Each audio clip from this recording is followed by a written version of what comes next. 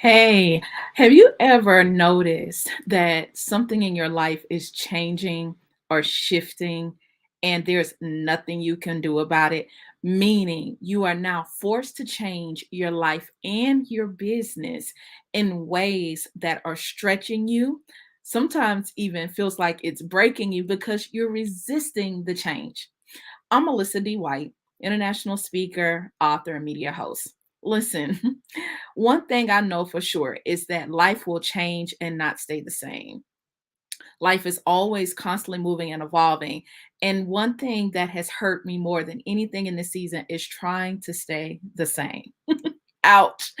Trying to stay the same, trying to conform and fit into old things that you once did that brought you joy, going old places that are familiar to you, maybe even being in circles that were once comfortable and felt familiar and warm just do not bring you peace anymore. Well, that means that it's time to shift and change your life and business. And so, I've been quiet in this season because I knew that there were some major changes required for me to even show up in the space and feel like Melissa. I understand that there are people that have joined at different seasons in my life, and you'll experience that too. That there are people who joined you in one place, in one particular space of where you are. They may find you in a season of work where you are inside of your field and they know you from that space. People may find you at a place outside of work where you're contributing in the community, just as I've experienced the same. So now you end up with people in different segments, right? Who know you for different things. Well, there's one segment that is so real and big in my life that I oftentimes it's painful to keep it away or at bay. So, can I be all the way real with you? Here's the reality. There's some major things that I know are required in my life and business, but fear of losing people, even some of you that I want to remain on the journey with me. But I understand that sometimes who you are and where you are does not match others who may have been on the journey with you, and that's okay. So I know you may be thinking, Melissa, what are you changing and where are you going?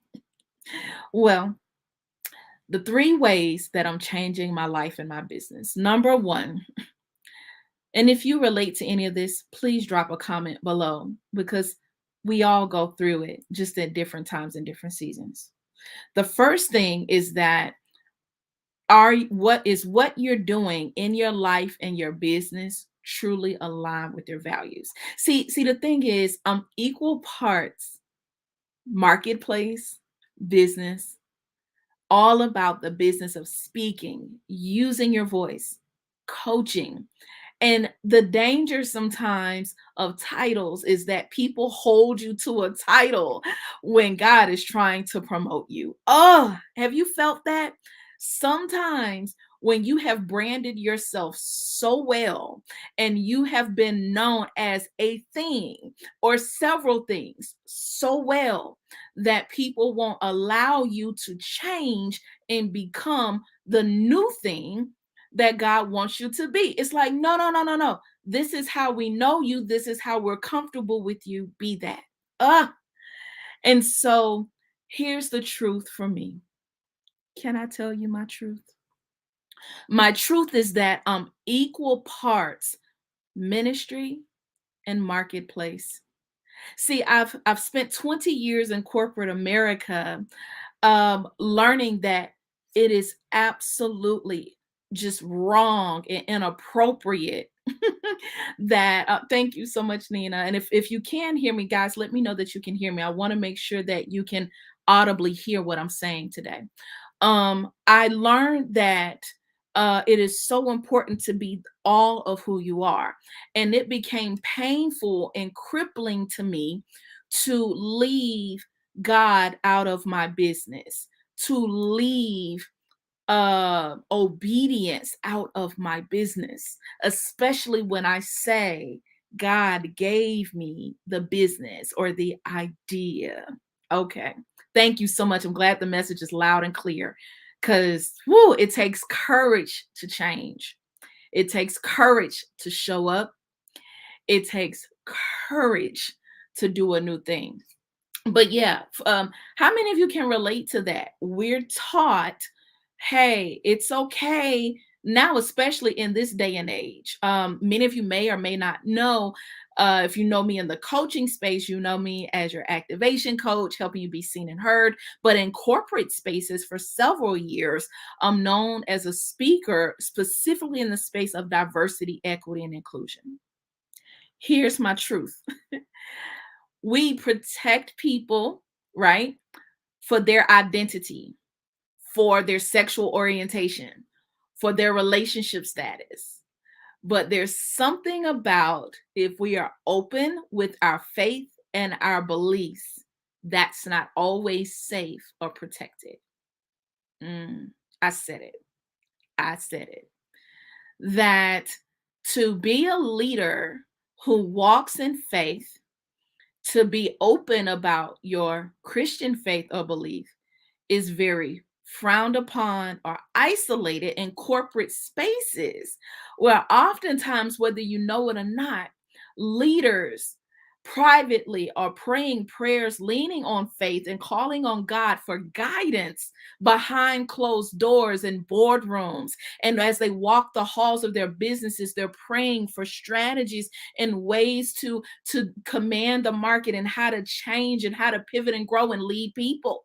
We're silently internalizing our faith when we're called to lead people as Christ centered, faith based leaders. And so, one of the areas, and this is the reality is, I've known for a while, like, oh man, this is hard. I didn't want to lose clients for fear that I would offend them for with content that was more open about faith.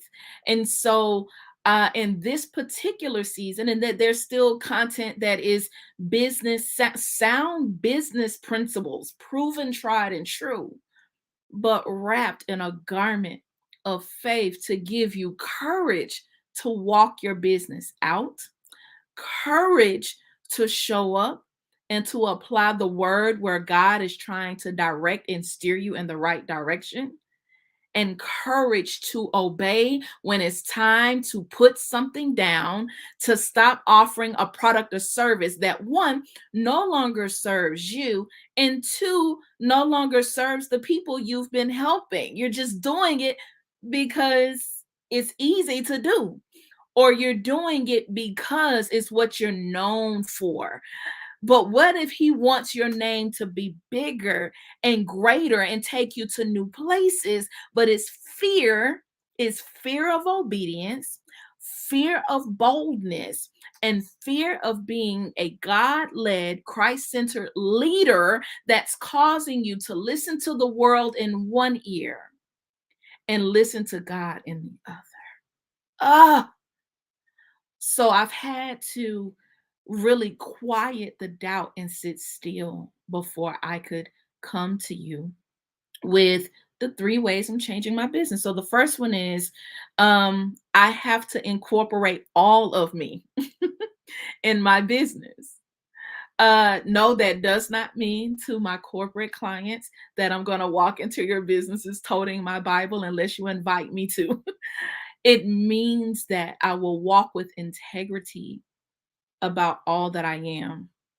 It means that I am faithful to complete the assignments given, but I come as God sends me. And that's that. Number two, I said three ways. Honestly, y'all, it's three and a bonus because you're going to hear a fourth one. The second way, I'm looking down because I really mean this message. I got notes, y'all. I mean, that's how much I had to really sit and pray about this. The second way, if this resonates with any of you, please drop a comment below. Some of you are sitting at jobs, you're in businesses, you're in relationships, you're in a season of your life where you know, like, yo, this is long expired. I am not where I'm supposed to be. My abundance is over there and I'm over here. And some of you are looking, literally getting a peek of what God wants you to have. But because you're out of alignment, out of obedience, and not changing the things in your life and business that you're supposed to, you're operating in lack, in confusion. Mhm. You're operating in division, like you're double minded about should I do this, should I do that? And the clarity may come with just obeying and shifting. Mm. So the second thing is give yourself permission to stop doing old things. I really did an assessment. If you're new to my community, this story is new to you. If you are not new, I'm glad this is hitting some of you. If you've been around in our community for a while, then you may or may not know this. The activation hour, our registered brand, my business baby, my second business baby.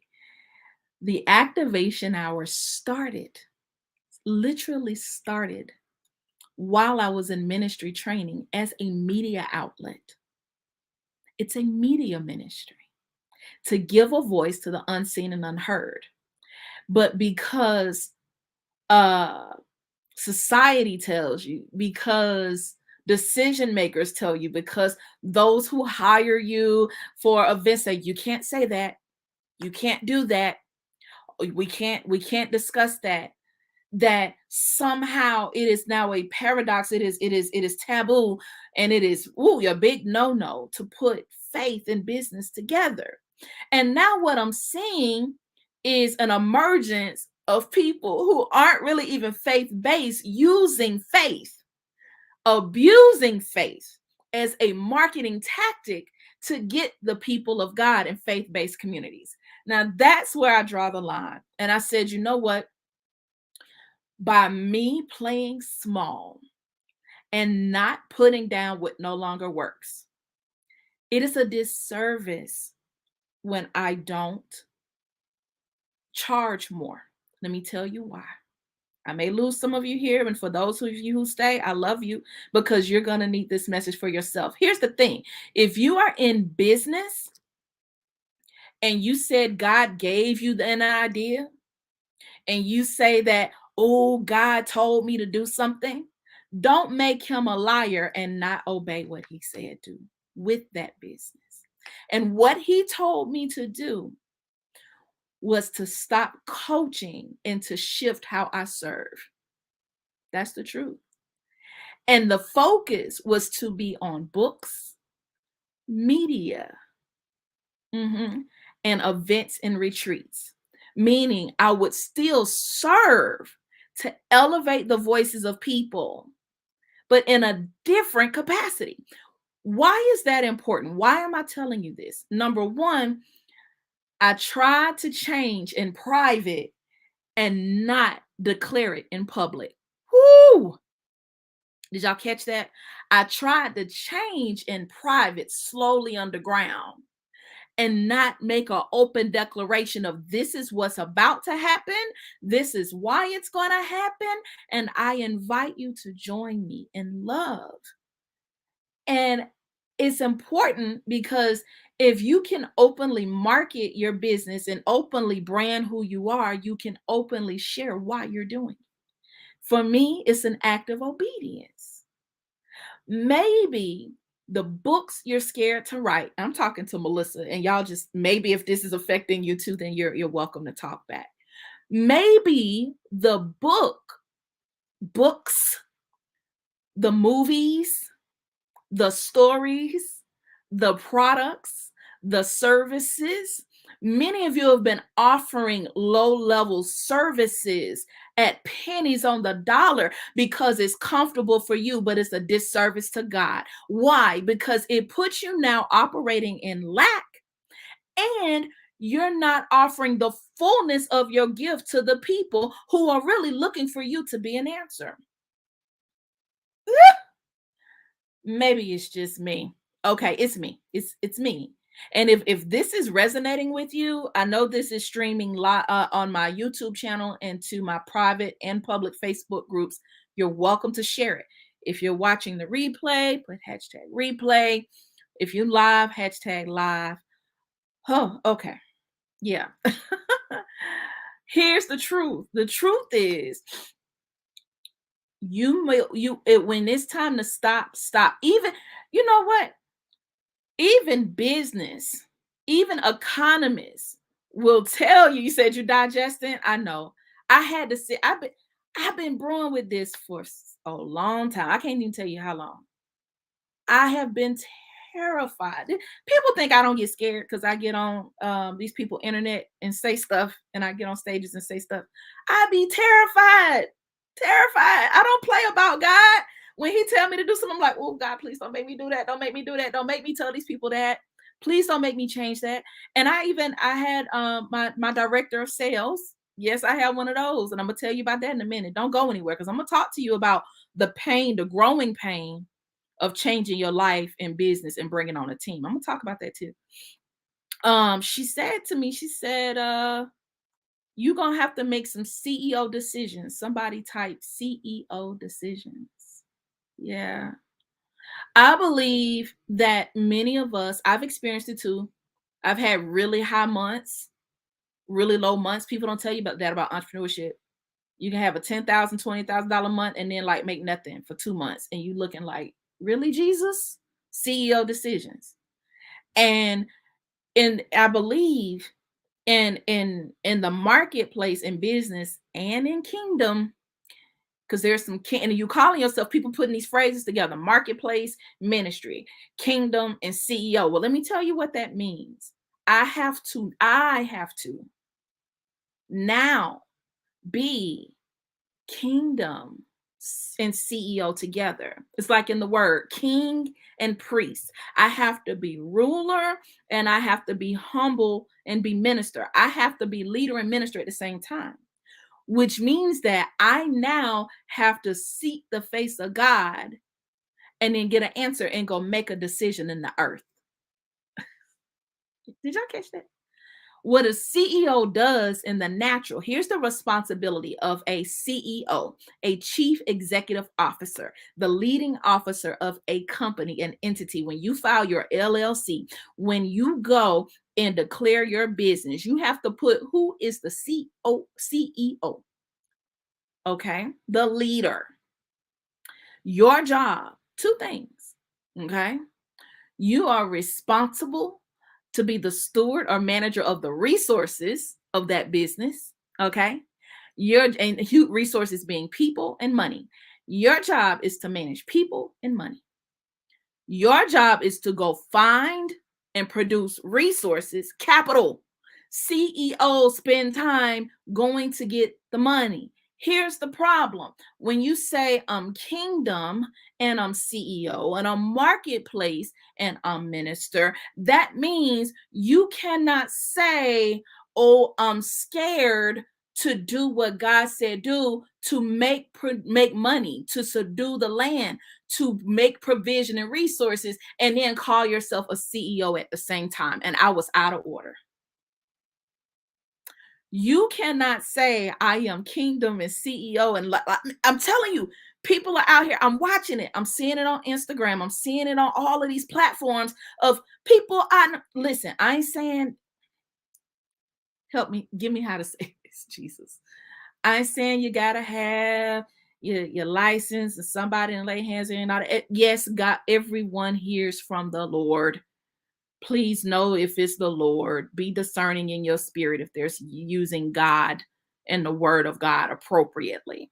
But there are people who are not kingdom, using kingdom language and principles to market themselves, when kingdom people, real kingdom people, are hiding behind businesses, talking about God in closed doors, and others are benefiting and getting kingdom benefits. So, as a CEO of a kingdom business, our job is to now take the instruction of the CEO, When he tells us what to do, what to stop producing, what idea or product he put in your dream or he put in your vision or that he gave you in downloads in your journal, you're now to take that as a CEO in the land and produce it to now make money for kingdom. And that's where I was off. I didn't want to write the book. Don't make me write that book. I don't want to do that. You made me. I was reasoning with God. How many of you reason with God when you don't want to stop doing something? Don't make me stop coaching. You gave me this coaching business. I've been certifying. I'm telling him my resume, and he looking at me like, really? I'm because I love you. I'm gonna let you get it out your system, Melissa. I'm really reasoning. I'm like, I don't want to stop certifying coaches. I don't want to stop offering that program. And he's like, it's hurting you. It's hurting you. It's hurting you. What are you doing that's hurting you? What are you doing that's no longer serving you and is definitely not serving him? Because I'm responsible. He knew what was ahead. God knew that he was giving me greater and that I wouldn't have the capacity to be everything. I was doing all the roles, all the hats. I had been told for 2 years out of 5 years of business, Melissa, hire the team, hire the team, hire the team. I've gone through 3 different teams in my time in business. People don't tell you this stuff. But I don't care what it takes. Obey. Obedience is better than sacrifice. And obedience is better than sacrifice of finances and lack. And oftentimes, lack will happen and things will dry up to force you to move. Look at Elijah the prophet. That's a whole nother story. I'm not here to teach that Bible study. But I will say the third, that was number 3, by the way, the CEO decisions. Number 1, don't leave your values on the table. Number 2, give yourself permission to stop doing old things. Number 3, make CEO decisions. CEO decisions in life and business are you have to manage time, money, people, and resources. It's your job to make money, to subdue, to have dominion. That is your job on the earth. And if you are not doing that, you are not producing as a kingdom CEO. And I had to get checked. I did. Which means that there are things that no longer serve me to be the author, to be the speaker, and give other people a voice. That means I had to write the books and the programs that gave the people what they need in due season. Somebody type due season, due season. I've worked in retail before, and if anybody's ever worked retail, or I'll use a better example. You ever go to a really nice restaurant and they tell you, like, you had a thing on the menu that doesn't have a price by, you're like, oh, they fancy like this. The thing that don't have a price must be like really expensive. And it's usually like the market fish of the day, the market price, right? And they're like, whatever it is. Why? Because they're only going to serve it fresh and in season. Oh, thank you so much for jumping on. They're only going to serve it fresh and they're only going to serve it in season. What are some out of season things you're doing in your business and you need to take them off the menu? And there are some things that you have to price according to season. He knows what the demand is going to be. There's a demand. There's a demand for me and my business for people who need the ability to speak and communicate, to speak and communicate, to be seen and heard. Why? Because he's raising up new voices. And if I am not obedient to serve those people who are really ready to be a voice, to stand on stages, to be, and when I say be a voice, I don't always mean be a speaker on stage, by the way. Some of you are a voice right now where you work in the break room. Some of you are a voice right now in the hallway, in the business meeting. So speaking means the ability and the capacity to communicate and advocate, articulate ideas, and command a thought, right? So, I mean, the first money I made as a speaker went on a stage. It was me negotiating my fee and my salary. It took communication and speaking to do that. That's another video that I'll do. But here's my bonus. Here's my bonus. Another major way that I had to change. And I suggest that if God is speaking to you and this is resonating with you, that it's time to change your life and your business, is to get the team. And that is so hard for an A-type controlling personality like me. I could talk about me. You can't talk about me. I could talk about myself. But here's what I'll say to that. It is um, CEO decisions mean that you trust the people he gives you to hear, see, and move for you. So with that, I'm laughing because many of you in my community, for those who already follow me, you may be clients, you may have worked with me in masterminds or uh, corporate clients, whatever the case may be. And I'm sure I may get some calls after this message. But um, our sales team has been reaching out. Our customer support team. I said I need y'all to call people. I can't. You can't do all the calling. There comes a point when you reach your personal capacity, and your job as a CEO is to be on the mountaintop.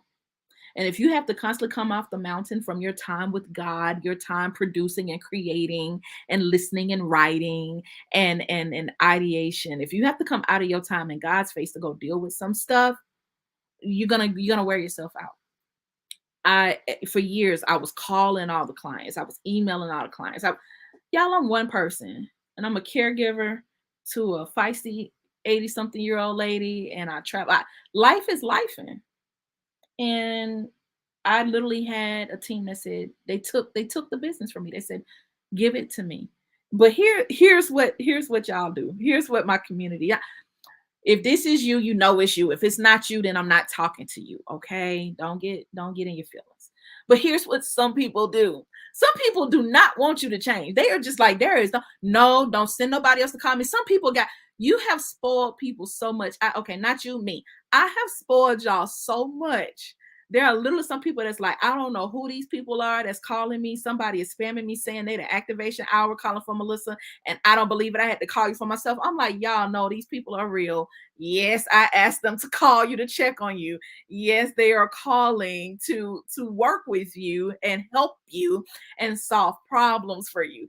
And people are legit like rejecting it. Like, nope, I don't. Did Melissa send you? And whoo, I just caught a revelation. Some of y'all are like that. God will send you help in a way that you didn't expect it, but you'll be like, I don't know you. Did God send you? Oh, okay. I'm guilty. I have had people try to connect with me, partner with me, come alongside me, and I'd be looking like, I don't know you. Did God send you? Staring my help and my blessing right in the face, but being so holy, so religious, I don't know you. Did God send you?